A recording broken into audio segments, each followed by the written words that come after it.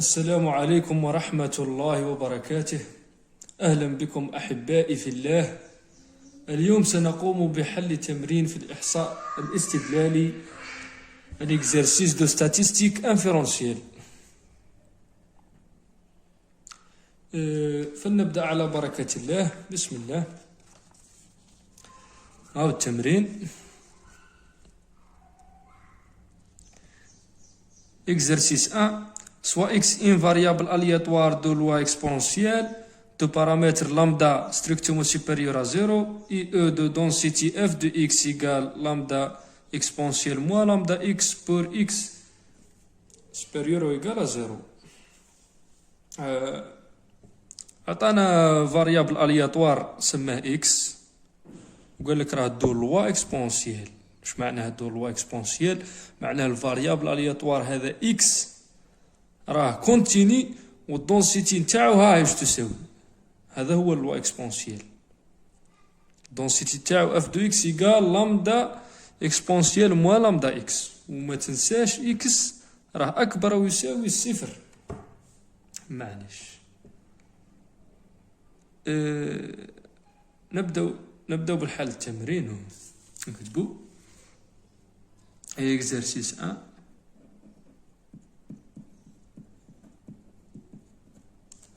exercice 1.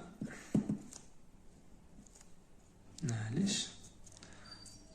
واش عطانا فاريابل الياتوار وقلنا راه سوي ان لوا اكسبونسيال ها و لي لامدا،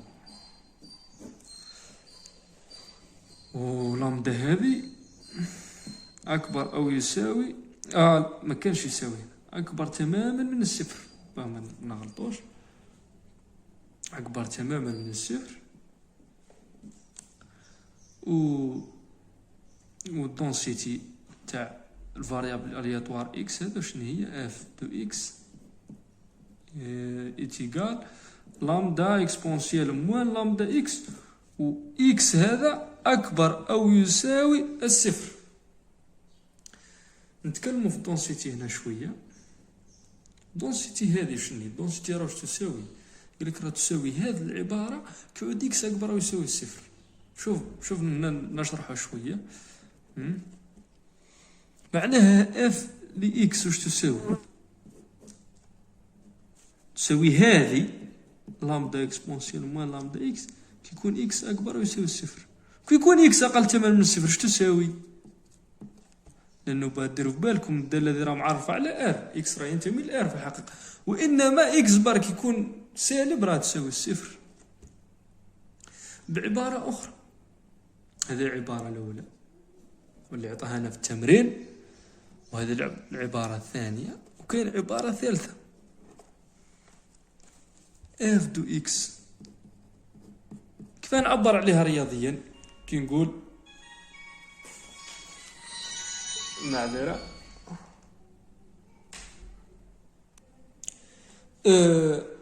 واش قلنا هنا؟ عبارة ثالثة واللي هي اف دو اكس يقال حبينا نقولوا بلي راها اف دو اكس هذه لما يكون اكس اكبر او يساوي الصفر، وراها الصفر كيكون اكس اقل تماما من الصفر. كيف هل يوجد طريقة ما للتعبير عن هذا في عبارة واحدة؟ كيف؟ أكيد باستعمال لانديكاتريس. هاي لامدا اكسبونسيال موان لامدا اكس اف دو اكس هي هذه. بصح واش قلنا؟ كيكون اكس اكبر يساوي الصفر. معناها كيكون اكس اكبر يساوي الصفر، انا في لانديكاتريس تاع اكس اكبر او يساوي الصفر. واكيد كيكون اكس اقل تماما من الصفر، هذه راح لانديكاتريس راح تكون تساوي الصفر، وبالتالي اف دو اكس تساوي الصفر. لا علينا. هذا الكلام كل مازال ما بديناش في السؤال الأول، كلام جانبي فقط.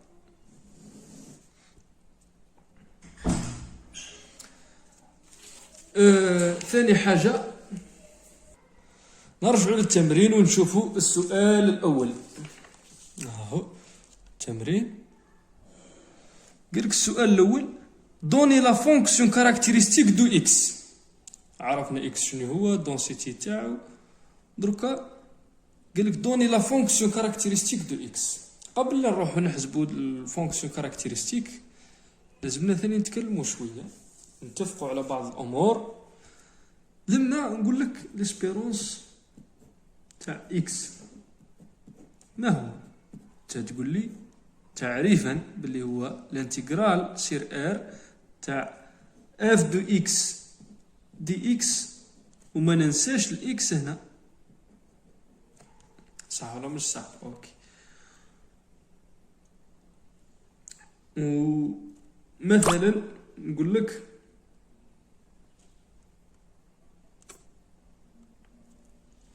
لك ليسبيرونس تاع اي حاجه، مثلا ما تاع مثلث تريونغل، واش تساوي؟ شوف كاين واحد البارتي فيكسي توجور فيكسي، هي هذه الانتجرال سير ار، وهذه وهذه هاي، وهذه اف دو اكس دي اكس.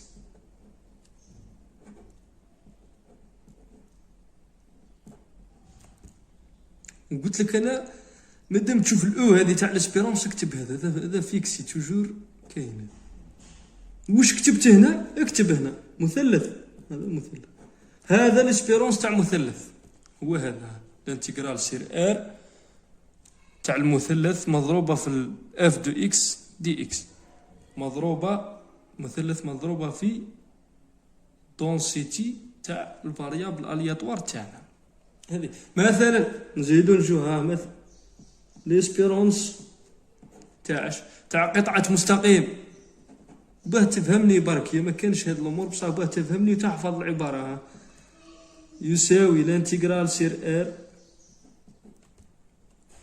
هذه هي بارتي فيكسي، وهذا مادام تشوف الاو تاع ليسبيرونس اكتبها اف دو اكس دي اكس.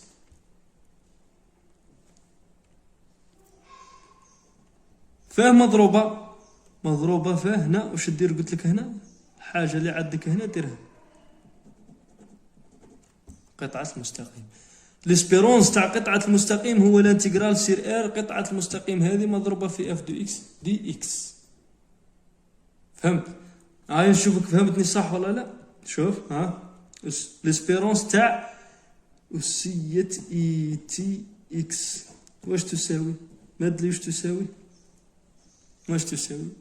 ما هي الا قلنا مادام شفت الاو تاع ليسبيرونس هذه بارتي فيكسي وهذه بارتي فيكسي، الانتجرال سير ار اف دو اكس دي اكس. واش كتب لك هنا؟ كتب هنا اللي هي أسية اي تي اكس. على بالك شنو هذه العبارة اللي كتبناها هنا نفسها فونكسيون كاركتيرستيك، هي الفونكسيون كاركتيرستيك دو اكس دو اكس دو اكس في الحقيقة هكا فاريابل الياتوار اكس، معناها واللي هي رمزا ترميزا كيف نكتبوها؟ الرمز تاعها هي في، والفاريابل الياتوار اكس تاعي فاريابل الياتوار اللي راني نحكي عليه دو تي. هي هذه تعريفا فونكسيون كاركتيرستيك دو لا فاريابل الياتوار اكس هي في اكس دو تي، واللي هي ليسبيرونس دو اكسبونسيال اي تي اكس، واللي هي الانتجرال سير ار اكسبونسيال اي تي اكس اف دو اكس دي اكس. خلونا درك نجاوب على السؤال الاول ونحسبوا ونشوفوا واش تطلع لنا الفونكسيون كاركتيرستيك.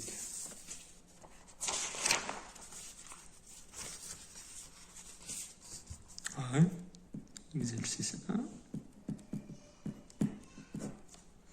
وقلنا سويا لامدا، وزيد قلنا بلي لامدا ستريكتومو سوبيريور ا زيرو، وقلنا اف دو اكس هي ايكال لامدا أسية ناقص لامدا اكس، اكس هذا اكبر أو يساوي الزيرو، واحد كالكيلو في اكس دو تي. واحد دوني لا فونكسيون كاركتيرستيك دو اكس. فونكسيون كاركتيرستيك هي في اكس دو تي. هاي نبداو في اكس دو تي. نتمنوا تكون الكتابه واضحه، تكونوا فاهمين واش رانا نقولوا ان شاء الله. في اكس دو تي شنو هي؟ قلنا هي ليسبيرونس. تعريفا هي ليسبيرونس تاع أسية اي تي اكس، واللي هي مادام شنو ليسبيرونس واش قلنا؟ انتيغرال سير ار اف دو اكس دي اكس. اف دو اكس هي نفسها هذه مضروبها في هذه حطها هنا. قلنا ملي نشوف الاو باين الانتيغرال سير ار والدونسيتي مضروب دونسيتي اف دو اكس دي اكس، وهذه حطوها هنا أسية اي تي اكس واش تساوي الانتيغرال. شوف اف دو اكس عندي لما اكس اكبر يساوي الزيرو، معناه كي يكون اكس اقل تماما من زيرو راهي زيرو. تسمى ما كان لا نكتب ديريكت من زيرو زايد ما لا نهايه أسية اي تي اكس. و اف دو اكس شنو هي؟ هي هذه اكيد على المجال اكس اكبر على المجال صفر بلس زيرو بلس لانفيني، معناها هاي زيرو بلس لانفيني لامدا اكسبونسيال موان لامدا اكس دي اكس. هاي نفسها، وهذه وهذه والاف دو اكس هاي اكيد. قلنا كي يكون اكس اقل تماما من صفر راهي صفر، معناها المجال ما كان لا نكتب على ار. الار هي من صفر من ناقص ما لا نهايه لصفر، ومن صفر زائد ما لا نهايه. من ناقص ما لا نهايه لصفر راهي صفر الانتيغرال. يسمى كتبنا من صفر لزائد ما لا نهايه. برك فهمت؟ معليش نكملوا ان شاء الله. رانا لحد الساعه واضحين ان شاء الله. واش تساوي لامدا تخرج لامدا ثابت، والانتيغرال من زيرو بليس لانفيني تاع هذه في هذه، وهذه في هذه هي أسية في الأسية. اي تي اكس موان لامدا اكس هي أسية اي تي اكس موان لامدا اكس. اي تي اكس اكس نكتبوها موان لامدا اكس دي اكس واش تساوي؟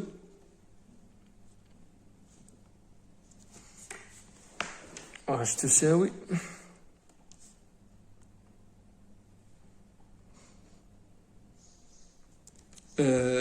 لامدا انتيغرال من زيرو بلس لانفيني أسية اي تي موان لامدا مضروبة في الاكس دي اكس واش تساوي؟ لامدا في لامدا في زيرو بليس لانفيني. هنايا نكتبو دالة أصلية لهذه. هذه من شكل أسية أ إكس، تكامل تاع أسية أ إكس و أ عدد حقيقي مثلا، ولا عدد تخيلي، نفس الشيء. أسية أ إكس و أ هذا عدد حقيقي أو تخيلي، المهم ينتمي لآر أو سي. فالتكامل تاع هذه والمتغير هو إكس. قلنا التكامل تاع أسية أ إكس هي واحد على أ أسية أ إكس. نكتبوها هنا. تكامل تاع أسية أ إكس دي إكس شو يساوي؟ هو واحد على أ أسية أ إكس زائد سي. ياخ لا، لأنه كي تشتق هذه تعطيك هذه كي تشتق صح. واحد على أ يشتق واحد على أ، وأسية أ إكس هي أ في أسية أ إكس المشتقة تاعها الاشتقاق تاعها زائد صفر، وهذه الأ تروح مع الأ تعطيك أسية أ إكس.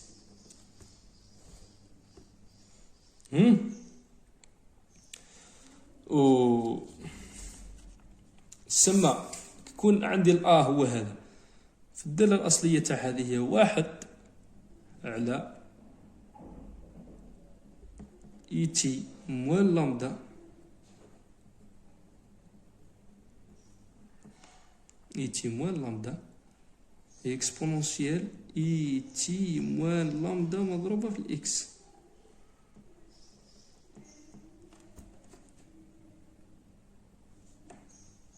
صح، ان شاء الله رانا لحد الساعة واضحين.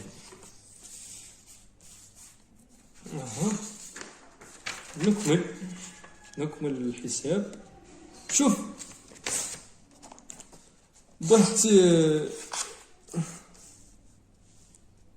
باه نحسبوا الفونكسيون كاركتيرستيك يكفي اني نعرف القانون ونعرف نحسب. فهي قانون، القانون هذا ما هو الا انتجرال، وتعرف تحسب الانتجرال خلاص راح تصفى، راح تلحق النتيجة بعد. نكملوا الحساب. واش تساوي؟ هذا ثابت هذا يخرج لامدا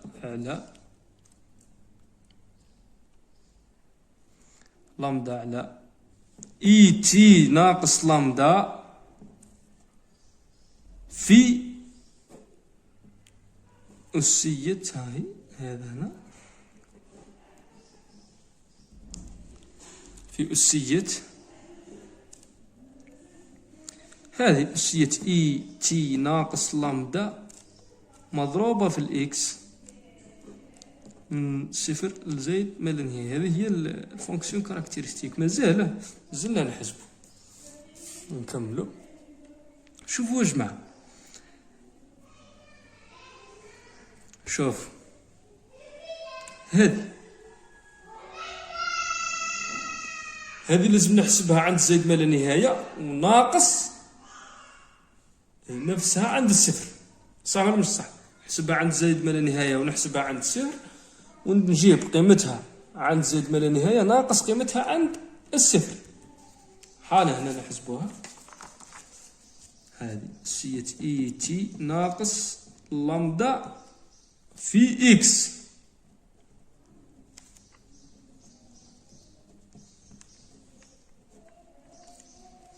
لما اكس يساوي الصفر تساوي أسية الصفر وتساوي الواحد، لأن لما تعوض الصفر هنا اكس بالصفر تولي أسية صفر في هذه وتعطيك صفر، تولي أسية صفر واحد. لما اكس يروح لزايد ما لا نهاية، يعني أو بصيغة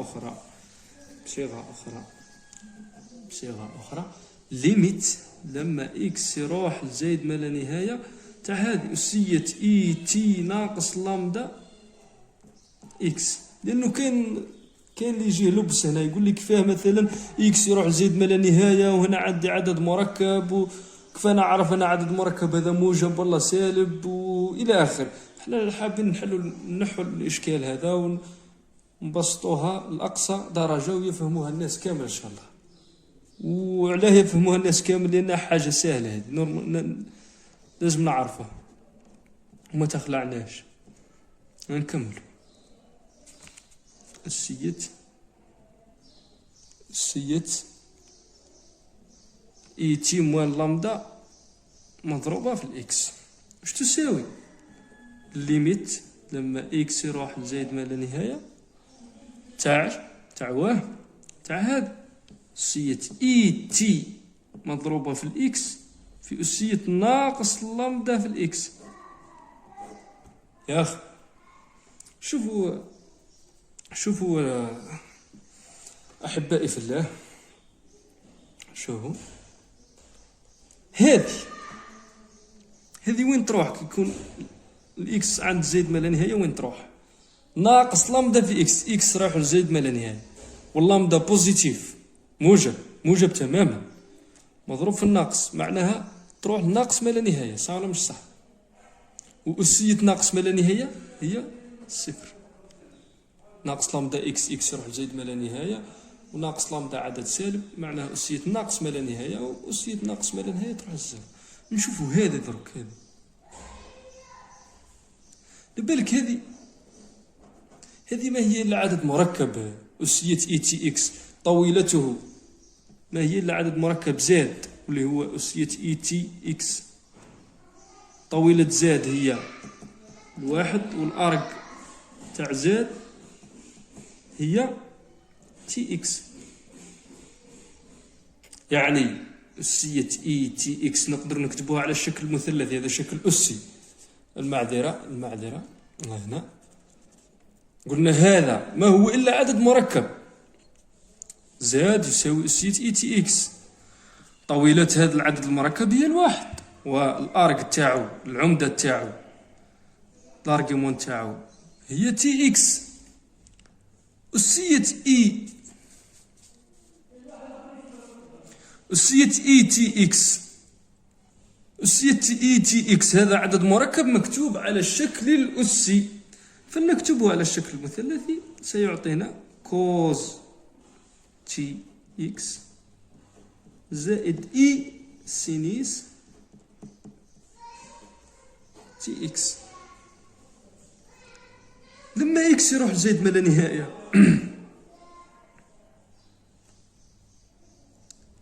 لما إكس يروح لزائد ما لا نهاية، هذه ما هي إلا دالة مركبة محدودة. كنقولوا إكس صح ولا مش صح؟ محدودة. هذه اللي حبيت نوصلها لكم، وش انه هذه أسية إي تي إكس ما هي إلا دالة مركبة، هاي تساوي هذه الدالة دالة مركبة ومحدودة، لأنه الكوز محدود والسينيس محدود، ومجموعهما أكيد هو محدود، دالة محدودة. لما تكون ليميت لما إكس يروح زائد ما لا نهاية تاع دالة محدودة، مثلا هي نكتبوها هنا بشكل أفضل وأوضح. ها هنا لما تكون ليميت لما إكس يروح زائد ما لا نهاية تاع دالتين اش لإكس وكا لإكس، بحيث هذه محدودة بورني وهذه طونفير زيرو كون إكس طونفير بليس لانفيني، وهذه طونفير زيرو. هذا وش يساوي الليميت؟ هذه معروفة، هذه تساوي الصفر. يعني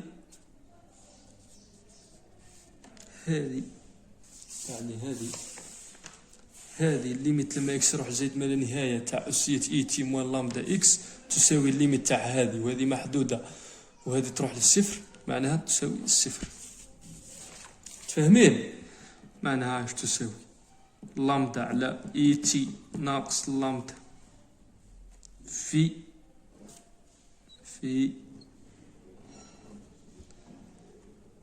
هذه عند زائد ما لا نهاية. واش قلنا؟ هاي عند زائد ما لا نهاية، ها ليميت لما يكسر زائد ما لا نهاية تاع هذه، معناها هذه واش قلنا راه هي زيرو ناقص، وعند الزيرو هذه عند الصفر، ها هي لما إكس يساوي الصفر تساوي الواحد. واش تساوي؟ ناقص لامدا على إي تي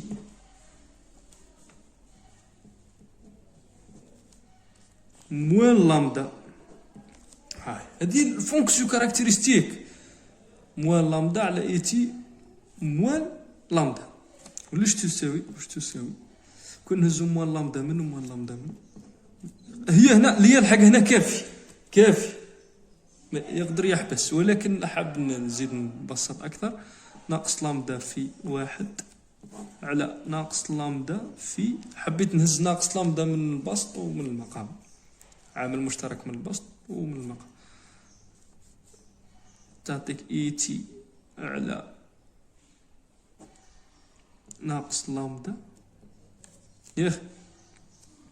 زائد واحد. ناقص لامدا راحت مع ناقص لامدا، اش تعطيك؟ واحد على واحد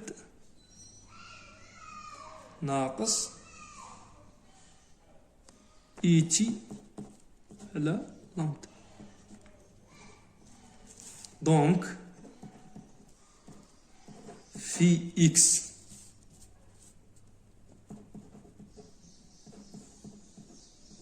دو تي إتيغال هذه العبارة، 1 على 1 ناقص إي تي على لامدا.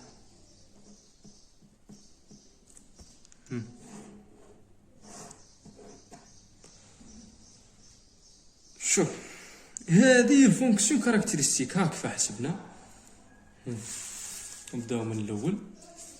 قلنا ها هي الفونكسيون كاركتيرستيك ترمز تاعها واللي هي ليسبيرونس تاع اسية اي تي اكس. هاي ودرنا طبقنا القانون وقلنا هاي من صفر لزائد ما لا نهاية وتكامل التكامل. حسبنا التكامل، بعد حسبنا هاي اش تساوي، بعد خرجتنا هذه، بعد هذه وزينا ناقص لامدا عامل مشترك منهم، خرجتنا هذه واللي هي نفسها هذه في الأخير. هاي وراها ممتاز.